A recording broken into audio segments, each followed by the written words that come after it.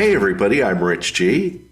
And I'm BJ Flagg, and this is episode 351, Mastering Client and Employee Balance. We're so excited about this topic Yeah, because we all bump into it in our businesses.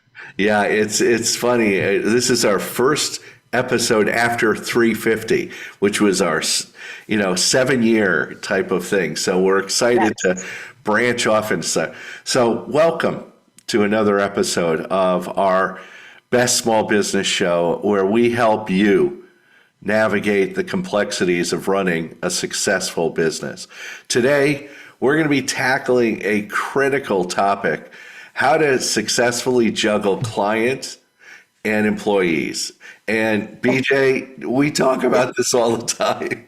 Oh my gosh. Every time before we really get rolling, I always say to Rich, I've got to tell you something. And I have to share Yeah. for a minute. So we know all entrepreneurs are running into this, whether it's a vendor, a client, a employee, it's happening. And, managing clients and employees effectively is crucial to the success of for any small business owner. Let's dive into the four actionable steps you can help you strike the right balance. And that's key, the Yeah. right balance. And we'll finish with two fantastic book recommendations that give you a bit of a deeper dive. So, Rich, get us in there. Okay, well, number one is prioritize clear communication. And as a coach, I can't say this enough. Communication is one of the major faults of almost any problem in small business. Effective communication is the foundation of managing your clients and your employees. You need to be clear, you need to be consistent and transparent, because it helps prevent misunderstandings and it builds trust. It builds trust with your clients and it builds trust with your employees. So here's how you can enhance your communication. Yeah. And I think in a lot of respects, you're getting into that area of behavior, introvert, extrovert, hard client, easy client. Does everybody understand his cadence? Do they understand how to work with him? There's so many things that you bump into. Am I right, Rich? I mean, you Yeah, find that. I talk a lot in my coaching about spectrums, about how, Ah, let's talk with clients. You might have an angry client because there's something you or one of your techs or someone did wrong. mhm. So your client is angry. Or you have a client who's a jerk, who's just looking to make up some issue or problem, and they want money back or extra work or something. And there's that Yeah. spectrum between the two. And it's really finding out, what is it your fault? Is it their fault? Are they trying to hoodwink you? What's going on? Right. Clients. And the same thing happens with employees too. Yeah. And let's look at it from the two different sides. If you think of with clients, regularly updating them on the project progress, listen to their feedback, address concerns promptly, using tools like, we use a project management software to keep everything on the same page. That's essential. We find that with clients, you really need to be on that same page. With employees, you're on that other side of the scope where you should hold regular team meetings, have one on ones, use communication platforms. We use Slack. We go back and forth all day just to keep the lines of communication open. And obviously, encourage a culture where feedback is welcome and acted upon. You're a team, be a team. Yeah, and that's the first thing I tell a lot of my clients. You need to have open communication and an open door policy for any of your employees to come in and going, I really don't like that we're doing this, or I don't like how you spoke to me, or I don't Mhm. like how the client spoke to me, or so, because you're dealing with human beings and everybody's all over the map with feelings all the time. And especially, I think after COVID, it's gotten even worse. But With clients and employees, if you use communication effectively, you're going to lower the amount of problems and issues that you're going to have. Yeah, and a famous coach once told me, Rich G, lead lead with the solution in mind. So instill that in your employees. Come to me with a solution. Come to me with a solution. As whacked out as it might be, we're going to have a discussion. We're going to get it to happen. So I always kind of remember that. So, BJ, what's our second one? What's our second It action? is set clear expectations. So, setting clear expectations from the very start can prevent many of these issues we're talking about from arising. This applies to both your clients and your employees. You bump into this a lot when people are describing things to you and you say, what was the expectation on that? Yeah.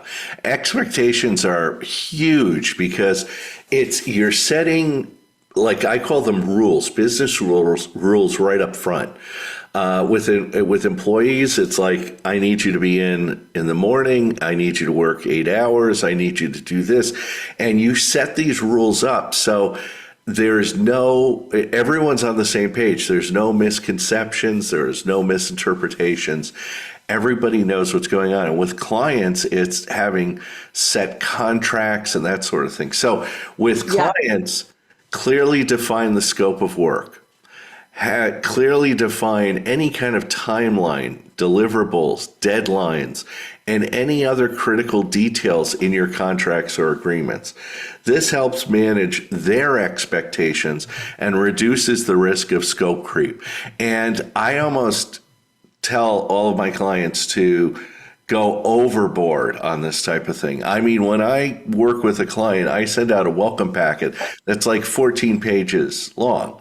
And there's a lot of stuff in there, but it's important. And I tell them, sit down, take a half an hour, 45 minutes, and read this because we're going to have a relationship for a long time.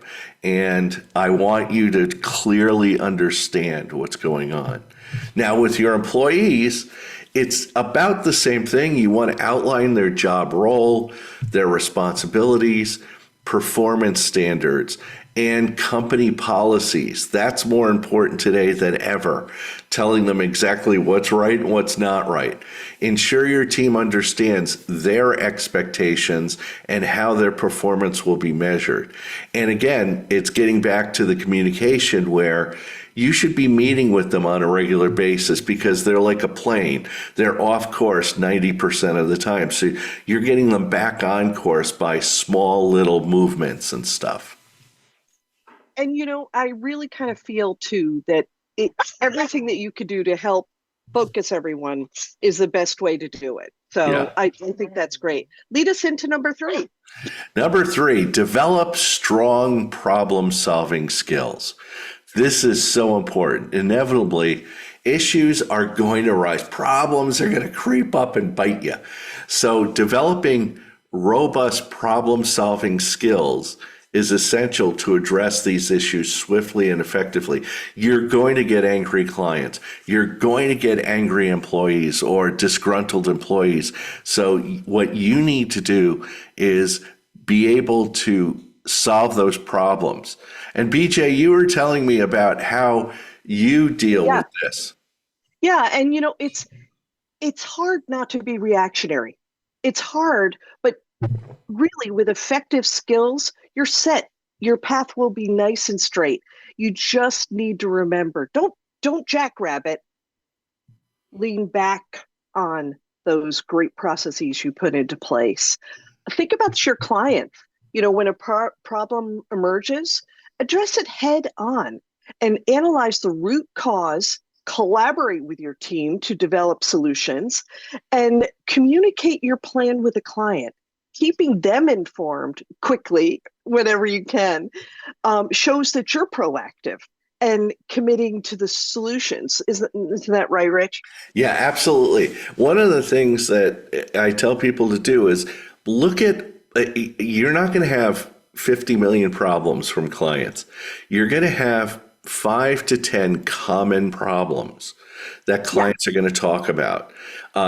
Be prepared with solutions for each of those 5 or 10 problems. Those 5 or 10 problems make up like 80 to 90% of all problems. You do have Yeah, the ones that come out of nowhere. Like, I I know. don't know. But the if you could come up with solutions ahead of time, like if A happens, we do B.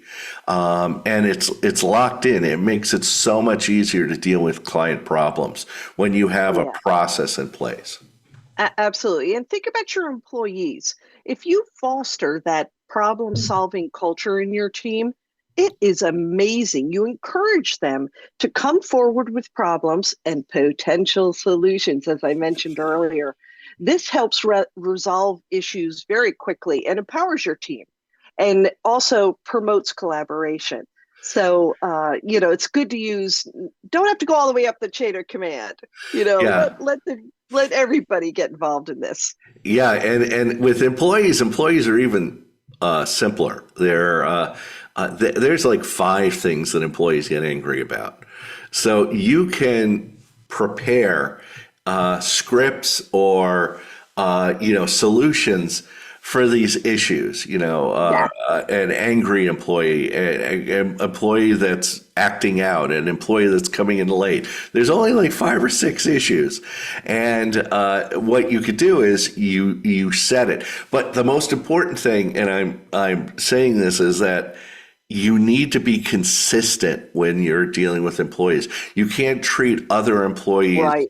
with different gloves than other employees because they'll notice that very quickly. Oh, So, they sure do. They so sure do. BJ, bring us in with our fourth and final area that we're going to talk about today. It's all about balance. I need you to balance empathy and accountability.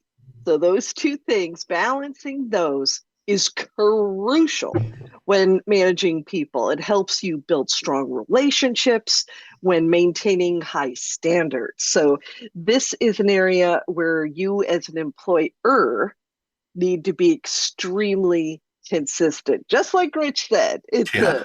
it's a balancing act. Yeah, it's funny because when I talk with clients and they have client issues or even employee issues, I have to teach them to say, I can't do that, but I can do this. And being able to say no in a way that you're coming out firm, but you're again balancing empathy and Mhm, accountability.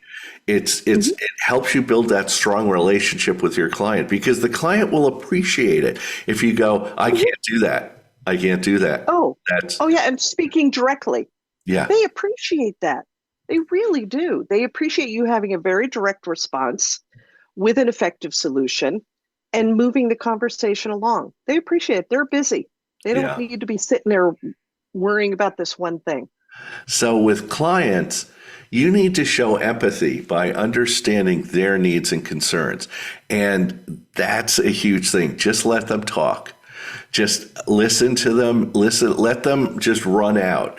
And at the same time, though, hold them accountable to agreed upon terms. Again, the more you're flexible, the more they're going to push you. This balance helps maintain a professional and respectful relationship. You know when a client is asking for too much and you need to push back. Now, with employees, you need to have empathy for their personal issues and challenges.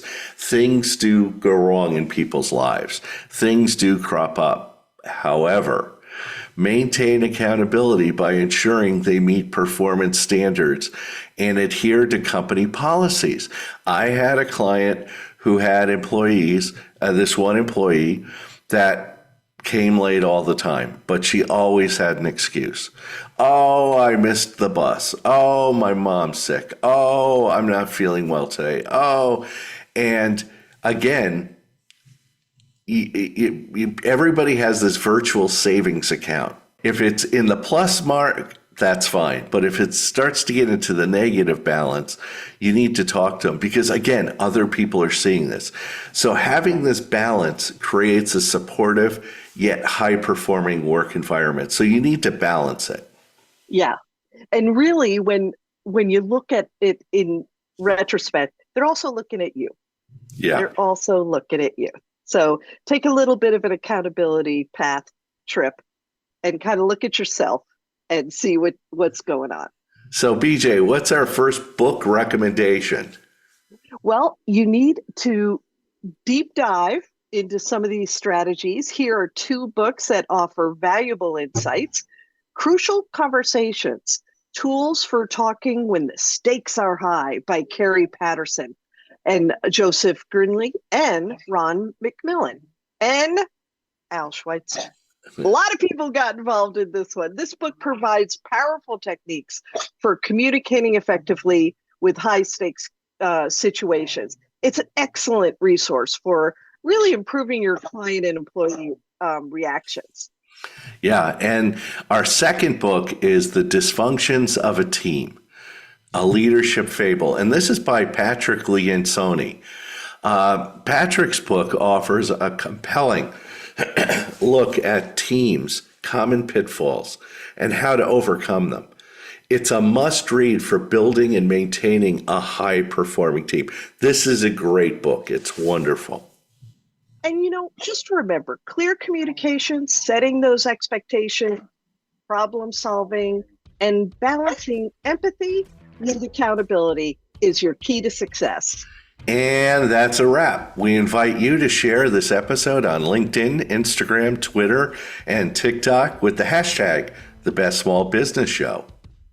And thank you for tuning in. If this episode has been valuable to you, take advantage of future insights by subscribing, follow, share with other budding entrepreneurs who can benefit from it. Your support helps us reach more people and make a more significant impact. And if you want to learn more and talk to our team, contact BJ at newernew.com for all of your brand marketing needs. And you can find me at richg.com if you need a business coach to help you grow your business.